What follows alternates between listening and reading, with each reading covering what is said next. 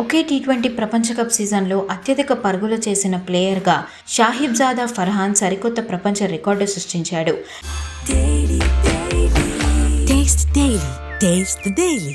విరాట్ కోహ్లీని వెనక్కి నెట్టి పాక్ ఓపెనర్ ఈ ఘనతను సాధించాడు.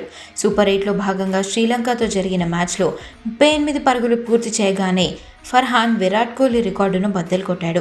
ఫర్హాన్ ఇప్పటి వరకు ఇదే వరల్డ్ కప్లో 3 హాఫ్ సెంచరీలు, 1 సెంచరీ చేయగా ఈ మ్యాచ్లోనూ సెంచరీ సాధించాడు. దాంతో టీ20 వరల్డ్ కప్లో 2 సెంచరీలు చేసిన ఏకైక బ్యాట్స్మెన్గా నిలిచాడు. ఒకే టీ20 ప్రపంచ కప్లో అత్యధిక పరుగులు చేసిన record team India cricketer Virat Kohli పేరిట ఉండేది. విరాట్ కోహ్లీ 2014 వరల్డ్ కప్లో 319 పరుగులు చేశాడు. శ్రీలంకతో జరిగిన సూపర్ 8 మ్యాచ్ ముందు వరకు ఫర్హాన్ 283 పరుగులతో ఉన్నాడు. శ్రీలంకపై జరిగిన మ్యాచ్లో అర్ధ సెంచరీ చేసే క్రమంలో పాక్ ఓపెనర్ ఈ రికార్డును నెలకొల్పాడు.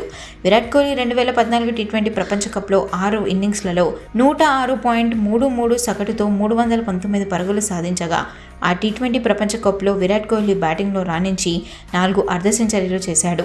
ఇదే కాకుండా విరాట్ కోహ్లీ 2022 ప్రపంచ కప్లో కూడా 296 పరుగులు చేశాడు. టీ20 ప్రపంచ కప్ చరిత్రలో అత్యధిక పరుగులు చేసిన రికార్డ్ ఇప్పటికీ విరాట్ కోహ్లీ పేరిటే ఉంది.